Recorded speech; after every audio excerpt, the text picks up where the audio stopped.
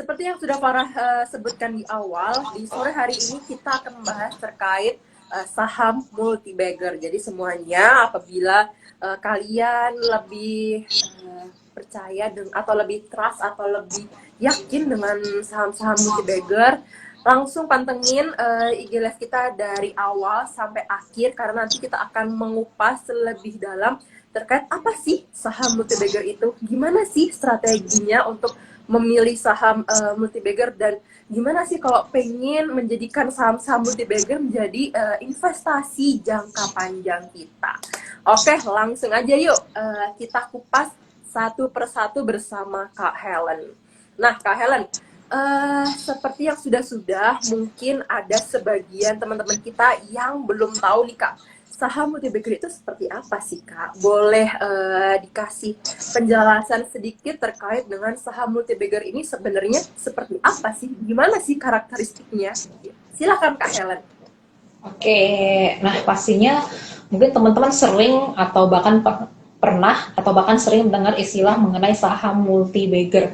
Tapi sebenarnya apa sih saham multi-bagger itu? Nah, saham multi-bagger itu sebenarnya adalah saham yang returnnya atau imbal hasilnya tersebut bisa beberapa kali lipat dari harga perolehannya. Atau menciptakan istilah saham multi-bagger tersebut. Nah, saham tersebut diciptakan oleh seorang investor legendaris dari Amerika, yaitu Peter Lynch. Jadi di bukunya tersebut, Peter Lynch tersebut menulis mengenai saham multi-bagger yang diperoleh dari istilah dalam olahraga baseball. Jadi saham menggunakan kata tersebut menggambarkan misalnya berapa kali lipatkah return yang dapat dimiliki dari investasi suatu saham. Oke, jadi intinya saham multi-bagger ini sudah dikenal bertahun-tahun yang lalu dari Amerika ya Kak ya. Jadi kalau misalkan diperkenalkan oleh Peter Lynch yang mana dia juga seorang investor sukses juga. Jadi dia dengan sangat yakin ingin memperkenalkan kepada seluruh dunia bahwa saham multi-bagger ini ada loh gitu, dan kita bisa menggunakannya untuk investasi kita ke depannya gitu ya Kak ya. Nah, Kak Helen, untuk karakteristik dari saham multi-bagger itu sendiri seperti apa nih Kak? Halo Kak Helen? Ya, sorry Sarah, boleh tolong diulangi lagi karena tadi suaranya sempat menghilang. Oke, delay ya Kak ya. Nah, untuk karakteristik dari saham multi-bagger itu sendiri seperti apa nih Kak? Jadi, apakah ada ciri khas tertentu yang bisa kita ketahui dari saham-saham multi-bagger ini supaya teman-teman Sobat Philip bisa mencermati untuk karakteristik pemilihan dari Oke, saham kita akan multi-bagger membahas itu sendiri? mengenai bagaimana ciri-ciri atau bahkan atau karakteristik dari saham multi-bagger. Nah, supaya kita bisa saham apa nih yang kira-kira ada gitu kan. Nah, sebenarnya karakteristik pertama misalnya itu adalah pertama adalah jadi perusahaan tersebut memiliki keunggulan kompetitif dibandingkan dengan pesaingnya. Lalu juga pastinya adalah bisnis dan industrinya ada akan tetap relevan di masa yang akan datang. Karena dengan investasi saham ini pastinya kita memerlukan waktu bukan yang sebentar, tapi bisa beberapa tahun. Nah, selain dari itu kita akan memperlihatkan dari kinerja dari perusahaan itu sendiri. Misalnya pertumbuhan dari pendapatan dan laba. Misalnya dalam 10 tahun terakhir, perusahaan selalu berhasil membukukan pertumbuhan laba dan juga pendapatan. Lalu bagaimanakah level utang yang dimiliki oleh perusahaan? Tentu semakin kecil itu semakin bagus. Nah, karena kita juga harus mempertimbangkan bagaimana kemampuan perusahaan dalam membayar hutangnya.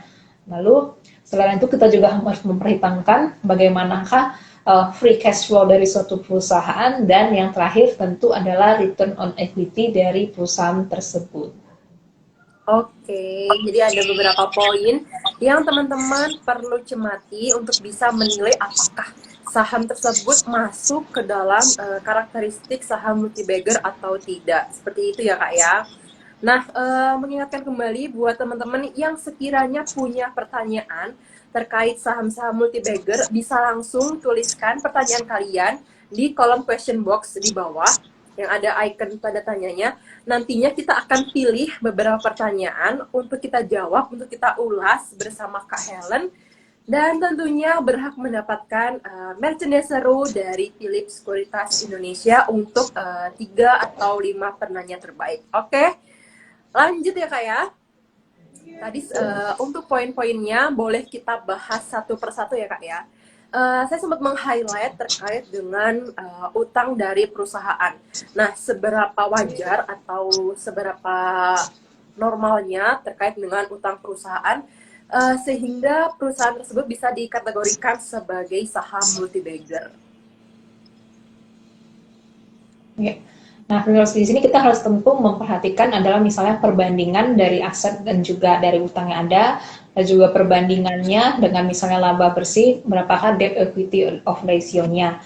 Nah, semua itu menjadi bahan pertimbangan. Tentu lebih misalnya kita juga bisa mempertimbangkan bahwa juga ada perusahaan-perusahaan yang katakanlah tidak memiliki hutang sama sekali. Nah, tentu dalam hal ini kita akan mencari jumlah hutang yang seminimal mungkin sebagai salah satu ciri-ciri atau karakter dari saham multi-bagger. Karena tentu kita akan sebagai mencari ya, dalam suatu perusahaan kemampuan dalam membayar hutang itu kan pastinya sangat penting.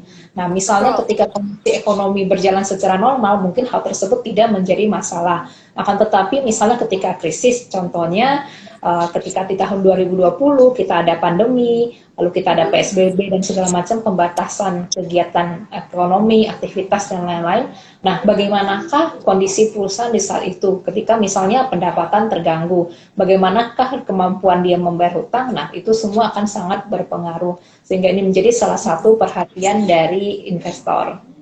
Oke, baik. Setidaknya perusahaan memiliki utang tapi masih dalam dikategorikan utang yang sehat ya Kak ya. Jadi bukan untuk yang negatif, tapi bisa untuk memperlancar produksi dari perusahaan itu sendiri. Jadi kayak utangnya diputar lagi gitu ya Kak ya. Oke, nah ada beberapa karakteristik yang saya cermati juga nih terkait dengan prospek dari bisnis perusahaan itu sendiri. Apakah cerah atau tidaknya di beberapa tahun mendatang. Nah, teman-teman juga bisa melihat sekiranya bisnis atau jasa dari perusahaan tersebut masih sering digunakan, masih ada di sekitar kita dan masih sangat dibutuhkan, berarti kalian cukup bisa menilai bahwa perusahaan tersebut masih akan long lasting ya Kak ya.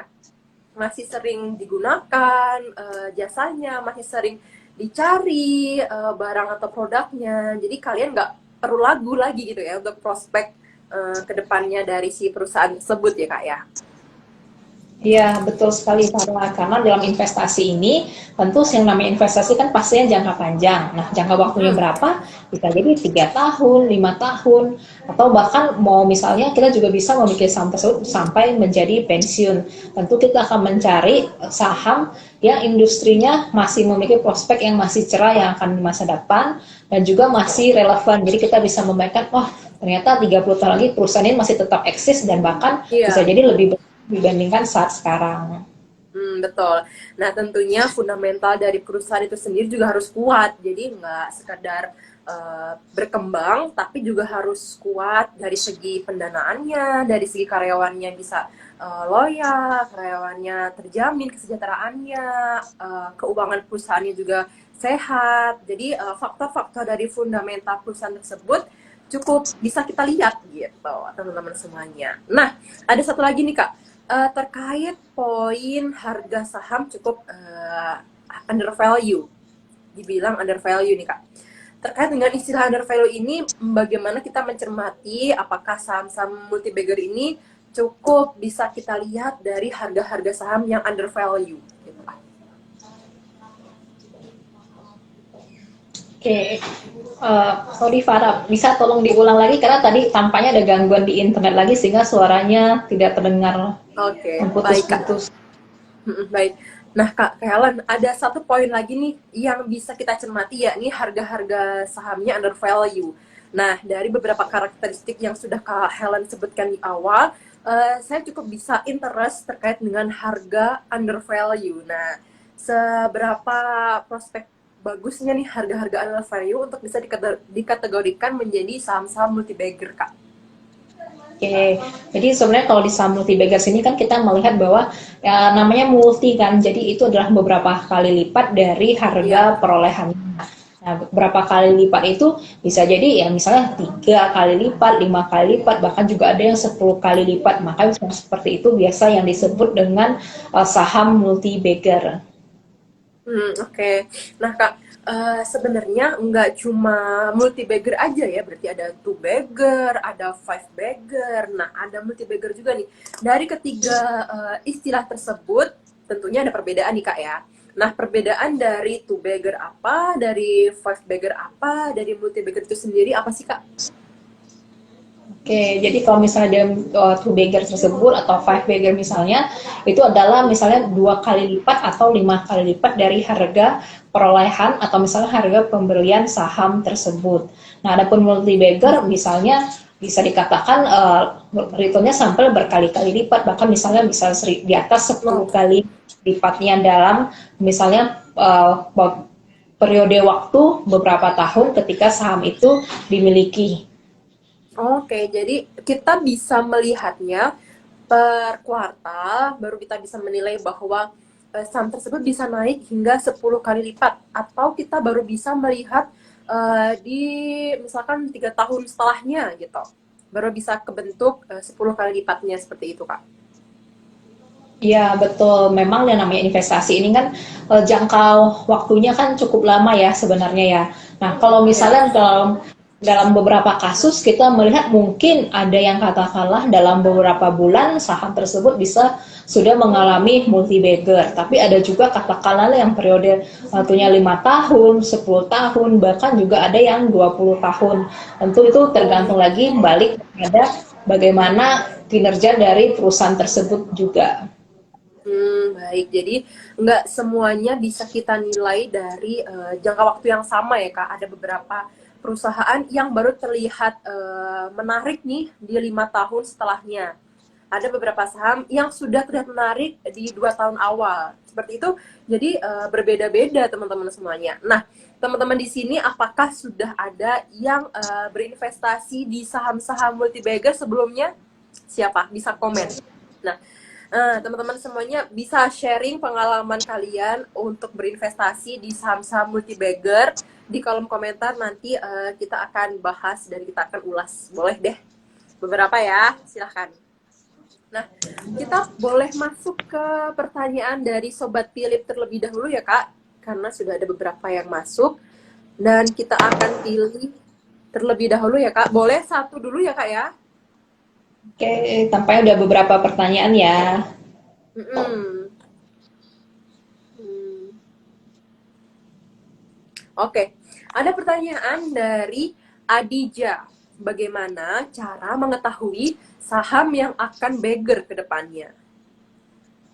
Oke, jadi sebagaimana cara mengetahui saham yang akan beggar ke depannya? Sebenarnya kita ada beberapa tips ya untuk mencari saham potensial untuk saham multi beggar tersebut. Nah, yang pertama itu misalnya kita bisa menggunakan cara aset play stock, yaitu misalnya dengan mengukur nilai asetnya. Nah, nilai asetnya tersebut misalnya kita bisa menggunakan 3 parameter utama yang bisa kita gunakan. Misalnya yang pertama itu adalah PBV. PBV ini adalah price to book value yang merupakan rasio antara harga saham dengan nilai ekuitasnya terhadap jumlah saham yang beredar. Lalu yang kedua kita juga bisa menggunakan enterprise value-nya dibagi dengan cash flow operation. Lalu habis itu kita juga bisa menggunakan metode net current asset value. Nah, itu Hmm. merupakan perhitungan misalnya dari segi kinerja keuangannya. Lalu kita juga bisa mencari yaitu yang namanya turnaround stock. Jadi apakah Oke. turnaround stock itu? Nah, ini biasanya tips yang kedua ini adalah mencari saham yang dimana misalnya saat ini kinerjanya katakanlah melemah dan harga sahamnya juga jatuh karena kondisi ekonomi yang makro yang terjadi. Nah, seperti apa contohnya? Contohnya misalnya ketika tahun 2008 kita mengalami krisis subprime mortgage. Mungkin teman-teman pernah ingat waktu itu segi krisis subprime mortgage IHSG bursa global terpengaruh, termasuk juga IHSG, sehingga IHSG turun sangat dalam sekali, dan begitu juga saham-saham yang ada. Lalu ketika kasus kedua, kita melihat di pandemi tahun 2020, Maret 2020 juga IHSG turun dalam, sehingga banyak saham-saham yang juga turun dalam sekali. Nah, biasanya dalam soal tersebut memanfaatkan kondisi ketika pandemi tersebut atau ketika ada krisis yang melanda untuk mencari saham-saham yang kinerja bagus, fundamentalnya bagus, akan tetapi tertekan karena kondisi makro yang ada.